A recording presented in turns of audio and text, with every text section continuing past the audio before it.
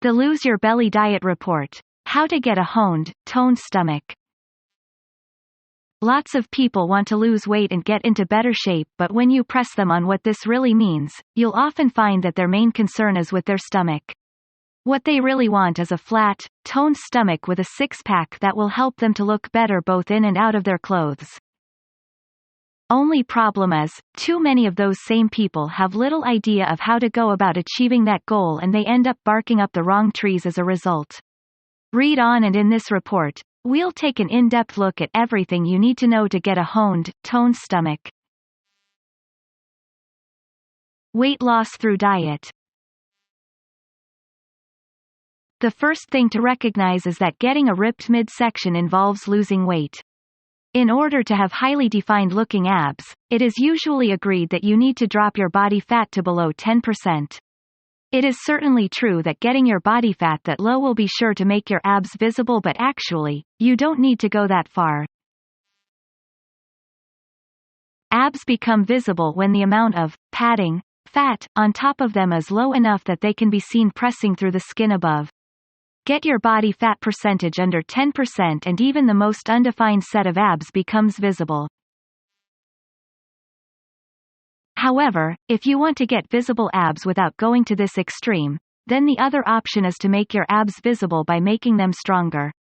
Stronger abs protrude further and so can be seen through 12 or even 15% body fat. We'll look at how to get stronger abs in a little bit, but for now, know that 12 to 15% is a much better target and far more achievable than aiming for 10%. How to diet effectively.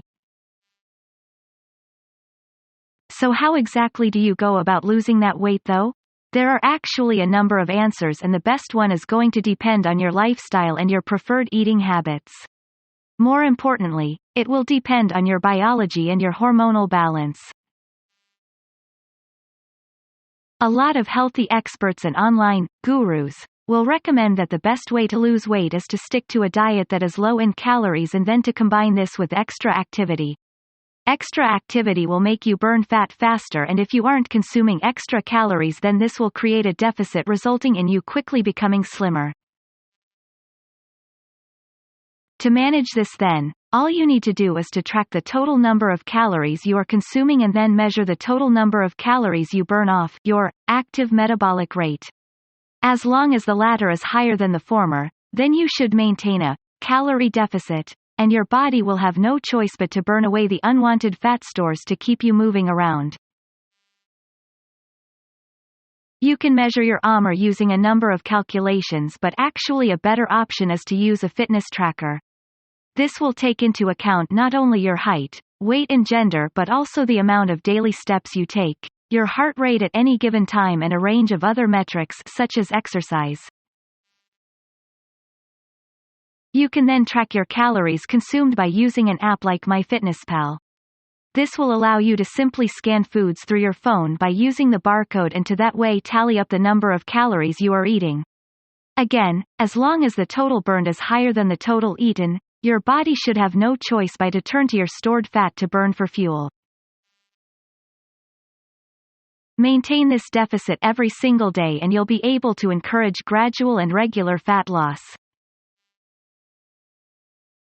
How to make this manageable. One problem with this strategy? It is not at all convenient or practical. I always say that unless you can stick to a diet plan or training program indefinitely, then it is pointless. Why lose lots of weight for a month or two only to give up and go back to normal and bounce back? It's also true that no fitness tracker is completely accurate. The way they measure the heart rate isn't perfect to begin with, and that's just one issue, and that it's impossible to be completely aware of your caloric intake. You really think that any two apples have the precise same number of calories? What about the fact that weight loss is also reliant on hormones? As we'll see in a minute. In other words, this is a whole lot of effort for something that isn't guaranteed to work perfectly anyway. And with that in mind, you would actually do much better to find an easier and quicker alternative to counting every single calorie. That alternative? Guesstimating.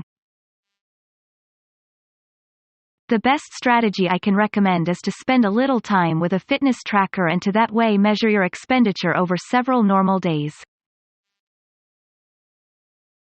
At the same time, measure your caloric intake and see what you regularly eat and where the most calories are coming from. After a week or 2 weeks, you can stop. Take a look at this information though and then see where the problems are. What are the biggest contributors to calories in your diet? What are the worst culprits? You might surprise yourself to learn that there are just a few very big contributors that add a large amount of calories to your diet. If you cut these out, then you can quickly get your calories down somewhat. Now try to reduce the number of calories that sneak in, without any real benefit.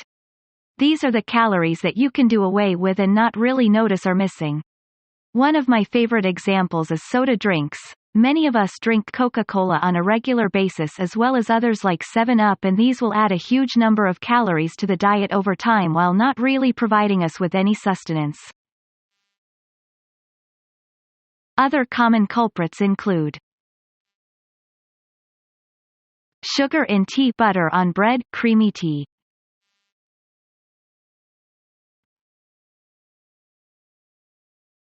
With all this done, you should have a new average intake that is a little more satisfactory and closer to your daily burn.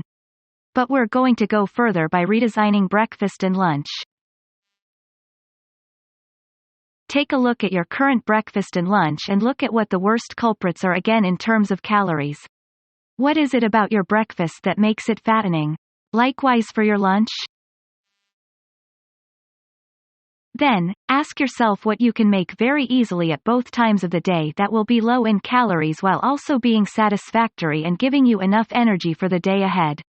Easily is the operative word here because your diet needs to be easy to stick with. A good example might be this. Breakfast: 2x pieces of toast with avocado. Lunch: tuna fish salad with a smoothie and 2 boiled eggs. These meals should be simple and ideally, they should come to no more than around 700 calories combined. When you manage this, you now have less need to calculate calories on a daily basis. Why? Because your breakfast and lunch are going to be consistently the same and will be guaranteed to provide you with only a small number of calories. Seeing as the average calorie burn is around 2,000 for women and 2,500 for men, you now have a big amount of budget to spend in the evening without worrying about ruining your calorie deficit. That means that for this most interesting and social of meals, you can now relax and enjoy yourself without needing to worry about counting calories. Is having the same breakfast and lunch every day boring? Maybe, but it is much easier to be boring during these rushed meals than it is in the evening when you might be enjoying date night or going out with friends for dinner.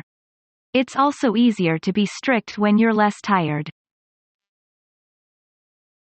Eating like this also makes it much easier to make little tweaks and changes to see how this affects your energy levels and your weight loss. Not losing weight as fast as you like? Then try swapping the smoothie for a vitamin tablet. Too hungry? Then try adding something small in like crackers for a mid-morning snack. With consistency, you gain the ability to run small self-experiments and thereby hone your routine to be perfect for your lifestyle and your diet. And of course, if you still don't want to eat the same thing every day, you can always come up with a few replacements for breakfast and lunch with the same number of calories and same ease of preparation later on.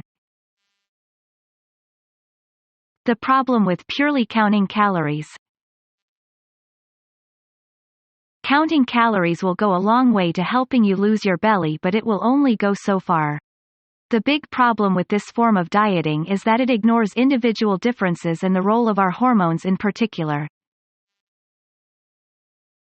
There are some people out there who will very jealously protect the notion of restricting calories to lose weight being the be-all and end-all. This is, however, a short-sighted and ultimately damaging view. If there is no role for hormones to play in weight loss, then why is it that men who take steroids are incredibly ripped, lean and covered in muscle? Why is it that many women gain weight when they go on the oral contraceptive? Why is it that many people lose weight when they use certain anticonvulsants?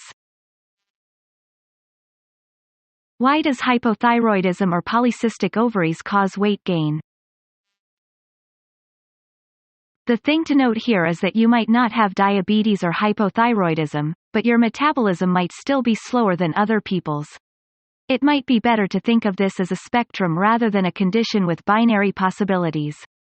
We all have slightly different metabolisms, and these greatly affect how we respond to our diets. People who accuse overweight individuals of simply being lazy or lacking willpower are overlooking this crucial point.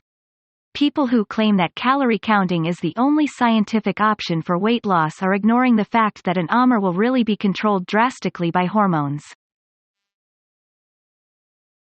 To stop doing that, you can instead start looking at some of the things you can do to fix your metabolism and your hormone balance, and you can start playing to the strengths of your individual body.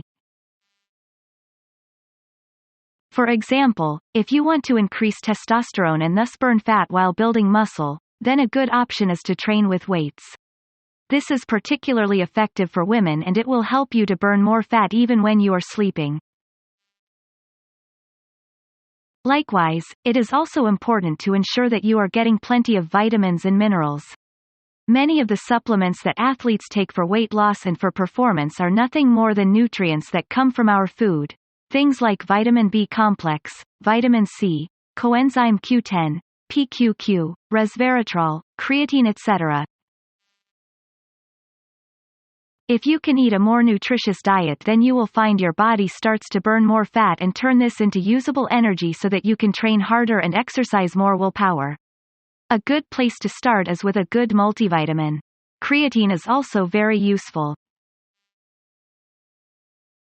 Likewise, do what you can do to increase the natural sources of nutrients in your diet. That means eating things like avocado, egg, organ meat and vegetables. Swap these in and get rid of things like chocolates, crisps, cake and candies. These are empty calories that provide no nutrition and which cause a sudden spike in blood sugar, leading to fat formation or lipogenesis. Another tip is to make sure that other aspects of your lifestyle are in order. That means ensuring that you are sleeping properly and that you have a healthy sleep cycle. It means exposing yourself to natural light. Vitamin D is often likened to a master key for our hormones. Manipulating hormones. Take into account the natural rhythm and cycle of the hormones. When we wake up, our blood sugar will be incredibly low, and this will result in our bodies performing as though they were fasted. At this point, you will burn more fat because your body will have no other source and you will be producing more adrenaline. If you exercise during this time, called fasted cardio, then you will be forced to burn more fat than you otherwise would. Likewise, if you can extend this period, then you'll be able to burn more fat for longer. There is much more to take into account as well. For instance, when you are tired and lethargic after a long day at work, you will be more likely to want to eat. Likewise, exercising straight after intensive cardio exercise will cause your body to send more energy to your muscles in order to restore glycogen, rather than storing it as fat. Find what works for you and consider changing the timing of your meals in order to accelerate your weight loss. Training for abs. On top of all this, you also need to think about exercise and how your training will factor into your ability to develop great abs. Remember, our aim is to make our abs thick enough that they can protrude through 12 to 15% body fat. This is the same thing that happens when you contract your stomach to tense your abs, and the six-pack becomes visible as a result. At the same time though, we're also going to be trying to burn fat through exercise in order to hasten the process of losing weight and to make it easier to maintain a calorie deficit. An ideal form of exercise that can do both these things? Concurrent training. Concurrent training means cardio exercise with resistance layered on top. For example then, you might use the stationary bike but with the resistance on a high setting so that you really have to push to get the wheels to turn. Alternatively, you might use a punch bag or perhaps battle ropes in order to burn fat while keeping the muscles toned and honed. This combined method has been shown to burn more fat than using either cardio or resistance training on its own. What's more, is that it will also help you to tone your abs by using them, especially a heavy bag if you are throwing your hips into each punch, and it will develop more muscle to increase your metabolism. On top of this, you should also look at resistance exercises that directly target the abs. These include the likes of sit-ups, leg raises, crunches, etc. Note though that your aim is to challenge the rectus abdominis, the sheet of muscle down the stomach that has the six-pack separations we want to achieve. The purpose of this muscle is to prevent you from folding backwards and to help you when you want to fold forward. Note that you only train the abs when you fold at the stomach though. If you do sit-ups and you are folding at the hips, then you are training the wrong body part. While you are at it, you should also think about how to train the other important muscles in the midsection. The transverse abdominis, for example, is the band of muscle that surrounds the core and supports the back. This helps to hold the stomach in to keep it flat, and you can train it with stomach vacuums, exercises that involve bringing your belly button in to try and touch your spine. Plank and other exercises that require you to keep your torso straight will also train this area. Finally, the obliques are the muscles that run down either side of the ab and that are used for twisting the body and generating torque. To develop these, try adding a twist to your sit-ups and crunches, or using movements that challenge you to move your legs in a circular fashion. Using all three types of training is what will ultimately give you the most defined and well-rounded looking midsection. Of course, you can't just focus on the abs though, and you should also add in a little extra resistance training for the rest of the body. Try to use compound movements which will trigger the biggest hormonal changes throughout the body and will help you to use your body in a more functional way to utilize the muscles in conjunction with one another. Walking. On top of all this, it's also important to try to become generally more active. That means your aim is not just to get more workouts in your week, but to be constantly walking, running, cycling, and even just going up and down the stairs. Take a look at your lifestyle and see where you can fit a few more walks in. This might mean that you get off your bus a stop early and walk the rest of the way into work, or it might mean you make a habit of going for walks with your family at the weekend. Even work like gardening can help, as can starting a hobby that's active such as dancing. Exercise that doesn't leave you absolutely exhausted means that you can go again sooner rather than needing to wait to recover, and this also helps you to keep your hormone balance a lot more even. You'll even sleep better. So, there you go. That's how you go about getting into lean shape and flattening those abs. Of course, there's a lot more to it than that, from the lifestyle that surrounds your training to the way that you present yourself and make the most of your new abs. For all that and much more, be sure to check out the full book, The Lose Your Belly Diet.